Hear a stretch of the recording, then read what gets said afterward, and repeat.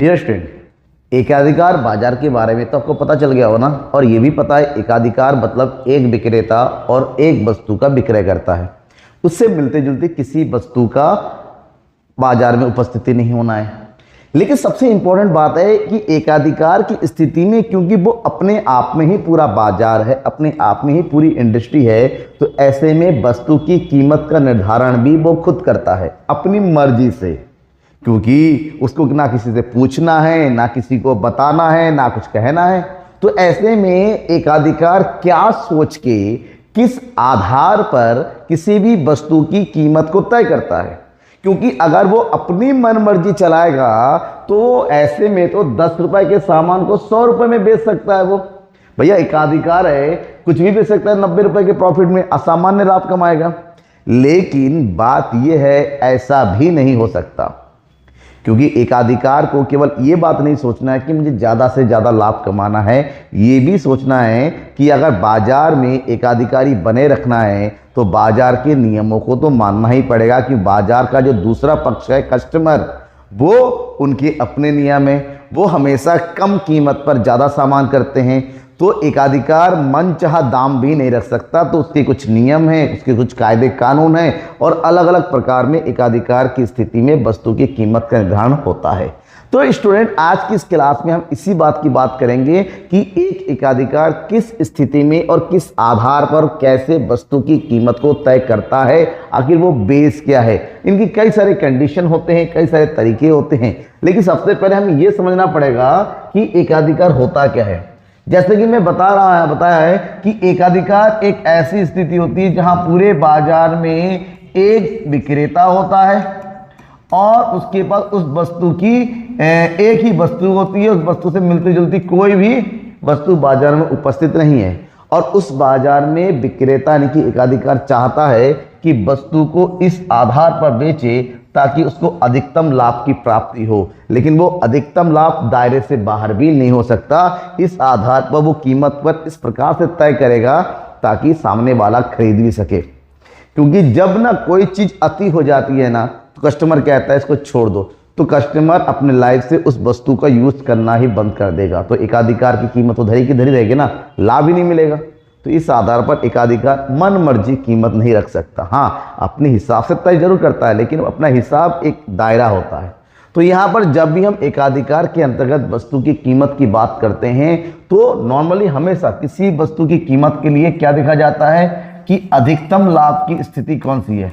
अधिकतम लाभ यानी कि एक नियम के अनुसार एक ऐसा बिंदु जहां पर एकाधिकार को अधिकतम लाभ प्राप्त होता है। अधिकतम लाभ कब होता है? जब उसका आगम ज्यादा हो और उसके उत्पादन की लागत कम हो। अधिकतम आगम, न्यूनतम लागत, जब जिस बिंदु पर इसके बीच का गैप सबसे ज्यादा होगा वही अधिकतम लाभ होगा। अधिकतम लाभ मतलब एक ऐसा बिंदु जहां पर एकाधिकार कहेगा यार ये तो मुझे सबसे अच्छा पॉइंट मिल रहा है, यहां पर हमारा उत्पादन सही रहता है, चलो इसी पॉइंट को हम जारी रखते हैं। तो उसी स्थिति को उत्पादक संतुलन कहते हैं, जैसे कि मैंने पिछले कुछ वीडियो में बताया कि उत्पादक संतुलन क्या होता है।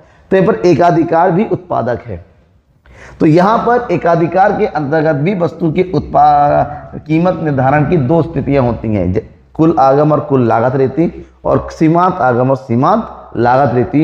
इन दोनों के आधार पर एक एकाधिकार अपनी वस्तु की कीमत को तय करता है।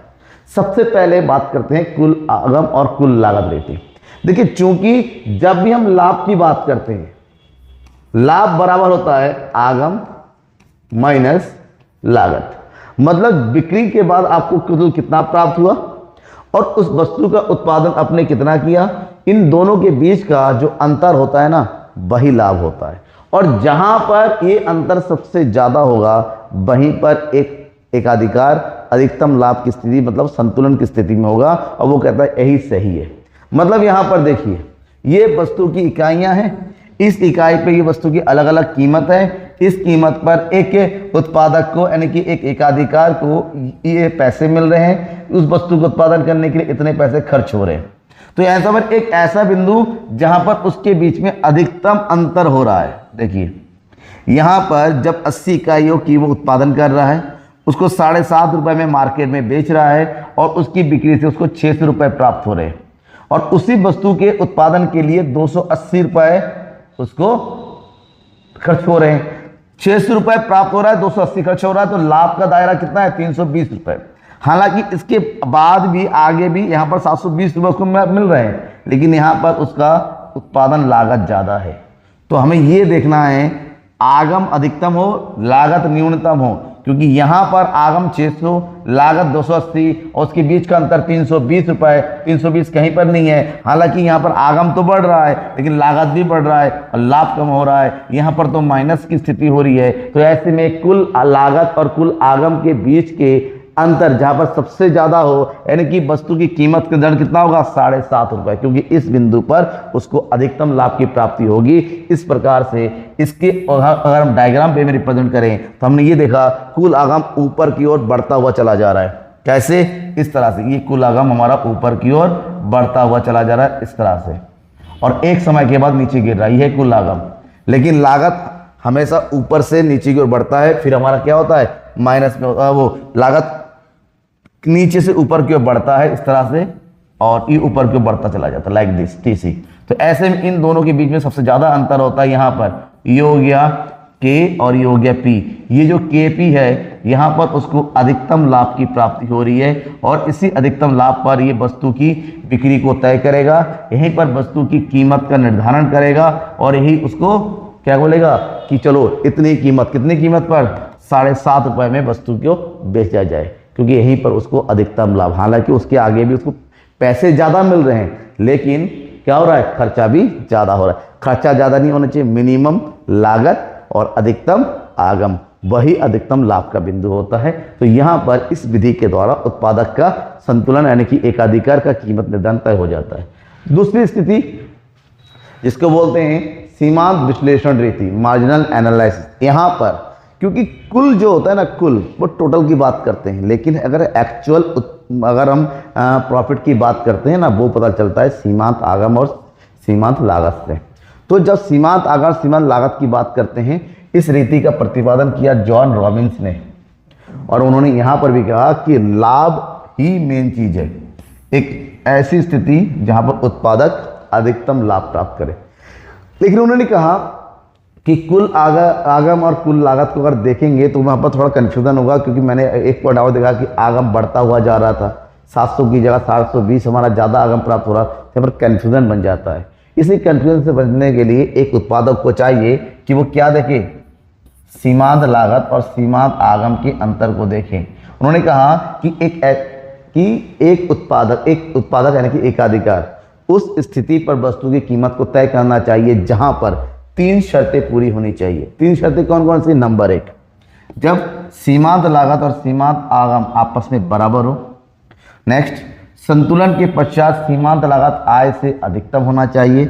और नेक्स्ट, कीमत औसत परिवर्तनशील लागत के बराबर या उससे अधिक होना चाहिए, यानी कि प्राइस जो है एवरेज वेरिएबल कॉस्ट से ज़्यादा होना चाहिए। अगर मान लो वस्तु की कीमत जो है 10 रुपये है, तो उसकी कॉस्ट कितना होनी चाहिए? उससे कम होना चाहिए, 8.5 रुपये। अगर ऐसी स्थिति है और इसी स्थिति पे उसका सीमांत आगम और सीमांत लागत आपस में बराबर है, और यहीं पर इसके बाद वाले पॉइंट में अगर थोड़ा सा भी आगे बढ़े तो यहाँ पर सीमांत आगम की तुलना में सीमांत लागत बढ़ जाता है, तो इसी स्थिति पर जो है एक उत्पादक यानी कि एकाधिकार वस्तु की कीमत का निर्धारण करता है।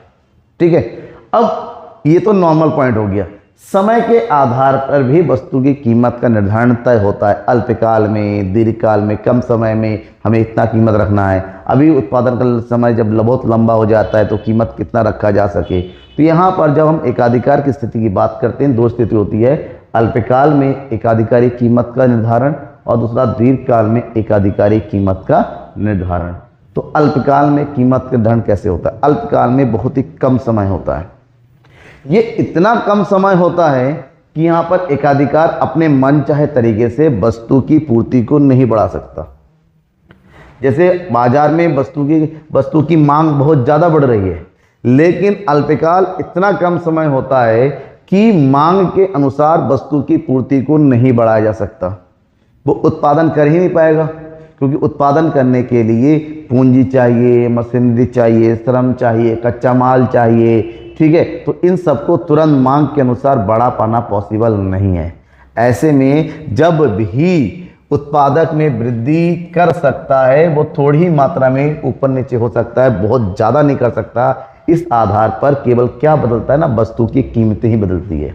तो एकाधिकार अल्प समय में वस्तु की कीमतों में ही थोड़ा बहुत परिवर्तन कर सकता है। जब कीमतों में परिवर्तन कर सकता है तो उस स्थिति में तीन तरह की चीजें हो सकती है।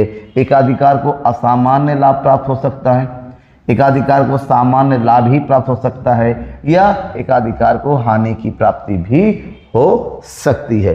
तो इस स्थिति में क्या होता है ना, तीनों समझे। एकाधिकार को असामान्य लाभ कब प्राप्त होगा, ठीक है। एकाधिकार उत्पादन और कीमत बाहर निर्धारित करेगा जहां पर एमआर और एमसीके होगा। देखिए ध्यान में ये रखिएगा, जब बाजार में मांग जो है वस्तु की पूर्ति की तुलना में बहुत ज्यादा हो जाए, मांग बहुत ज्यादा है, विक्रेता क्योंकि एक ही है और मांग के अनुसार अल्पकाल में वस्तु की पूर्ति को बढ़ा पाना संभव नहीं होता है, तो ऐसे में वस्तु की कीमत ज़्यादा हो जाती है और कीमत ज़्यादा होती है तो एक एकाधिकार को असामान्य यानी कि जितना सोचा था उससे ज़्यादा की लाभ प्राप्त होती है।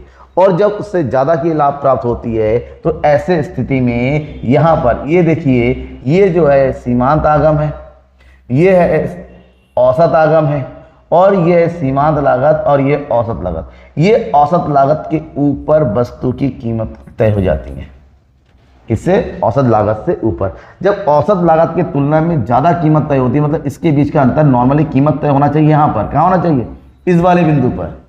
किस वाले बिंदु पर, इस वाले बिंदु पर। लेकिन कीमत का निर्धारण कहाँ हो रहा है, इस बिंदु पर हो रहा है, तो इसके बीच का अंतर जो है ये TPRS, क्या चीज, TPRS यहाँ पर उसको अधिकतम लाभ दे रहा है, असामान्य लाभ दे रहा है। ऐसे में वस्तु की कीमत का निर्धारण क्या हो रहा है, OT, ये है वस्तु की कीमत, और उसी पर जो O है वो है संतुलन बिक्री की मात्रा। इसका मतलब होता है एक एकाधिकार यहाँ पर असामान्य लाभ की प्राप्ति कर रहा है, नॉर्मली OS होना चाहिए, लेकिन कहाँ जा रहा है, OT तक जा रहा है। इसी स्थिति को असामान्य लाभ की स्थिति कहते हैं।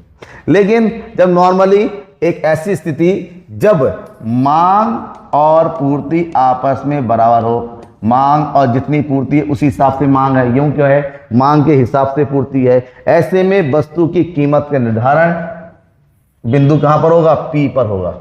और यहां पर इस स्थिति में हमेशा MR और MC बराबर होना है, और यहां पर जो औसत आगम है और जो वस्तु की कीमत है ये दोनों भी बराबर होगी। जब ये दोनों बराबर होंगे तो ये सामान्य लाभ की स्थिति होगी, क्योंकि अब जितना नॉर्मली होता है उसी हिसाब से लाभ की प्राप्ति होगी।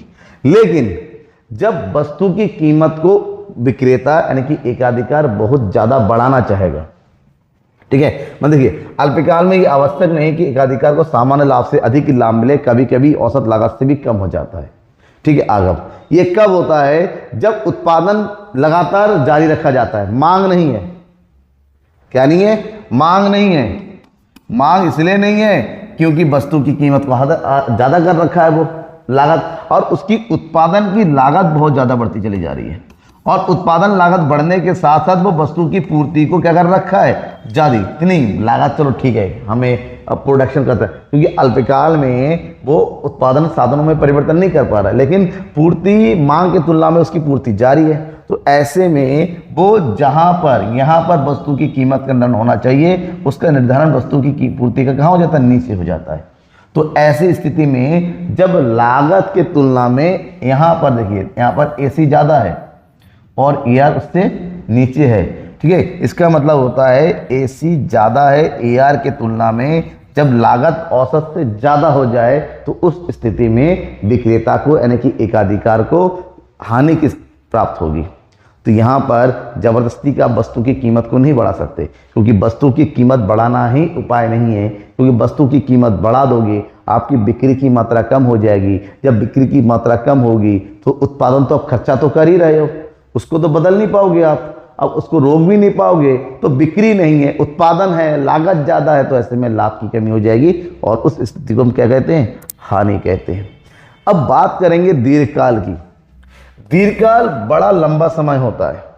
दीर्घकाल इतना लंबा समय होता है जहां पर एक एकाधिकार उत्पादन की मात्रा को क्या, पूरे उत्पादन के पैमाने को ही बदल सकता है। यहाँ पर उत्पादन के मशीनरी खरीदने के लिए, पूंजी बढ़ाने के लिए, भूमि खरीदने के लिए, श्रमिक रखने के लिए, कच्चे माल को रखने के लिए पर्याप्त समय होता है। वो चाहता है कि बाजार में उस वस्तु की, उसकी बेवस्तु की बिक्री नहीं है, वो अपने उत्पादन को बंद भी कर सकता है। इतना अच्छा खासा समय होता है कि बेच बाच के छोड़ो, कुछ नए तरीके से कर लेंगे। या फिर मांग ज़्यादा है तो वस्तु की पूर्ति बढ़ा भी सकता है, क्योंकि वो अपनी नई मशीन लगा सकता है, नए तरीके से सेटअप बना सकता है। मतलब दीर्घकाल का मतलब ये होता है कि जो भी समस्या है उस समस्या को सुलझाने के लिए पर्याप्त समय एक विक्रेता के पास होता है, एकाधिकार के पास होता है। जब एकाधिकार के बाद सोचने समझने का समय, अगर मान लो हानि की स्थिति है तो हानि से बचने के लिए वो पुराना धंधा पूरा बंद करके नए तरीके से शुरू कर सकता है, या लाभ की स्थिति है और अधिक लाभ लेने के लिए उस धंधे को और अच्छे तरह से बढ़ा सकता है। तो दीर्घकाल में एकाधिकार हमेशा वस्तु की कीमत को सोच समझकर निर्धारित करेगा। वो ऐसी स्थिति पे वस्तु की कीमत निर्धारण करेगा जहां पर वस्तु की सीमांत लागत और सीमांत आगम दोनों ही आपस में क्या हो, बराबर हो। क्या हो, सीमांत आगम और सीमांत लागत दोनों ही आपस में क्या होना चाहिए, बराबर होना चाहिए। देखिए ये हो गया वस्तु की सीमांत लागत और ये सीमांत आगम, ये दोनों आपस में क्या हो रहे हैं, मिल रहे हैं। तो संतुलन के पश्चात सीमांत लागत सीमांत आगम से अगर दो, अगर इसके बाद अगर आगम बढ़े तो ये ऊपर होगा, ठीक है, यहाँ पर। और कीमत औसत कुल आगम के समान या उससे अधिक हो। अब इस स्थिति पे दोनों ही बराबर हो रहा है। जब ये बराबर होता है, ये वस्तु की मांग है और मांग को बढ़ाने के लिए वो आराम से अपने उत्पादन को क्या कर सकता है, बढ़ा सकता है, ठीक है। मतलब इनफ उसके पास स्पेस है कि अपनी पूर्ति है कि इतनी मांग को वो बढ़ा सके। तो ये स्थिति होती है कि दीर्घकाल में एक उत्पादक, एक एकाधिकार अपनी वस्तु की कीमत का निर्धारण सोच समझ के मांग के अनुरूप कर सकता है और जिससे उसको सामान्य या अधिकतम लाभ की प्राप्ति होती है। तो ये रहा आज का कॉन्सेप्ट। समझ में आया होगा तो लाइक करके शेयर जरूर कर दीजिएगा, और किसी भी तरह का आपके मन में डाउट है इस चैप्टर से लेके तो कमेंट बॉक्स में कमेंट करके जरूर बताइएगा। तब तक के थैंक यू, बाय, अलविदा लेते हैं।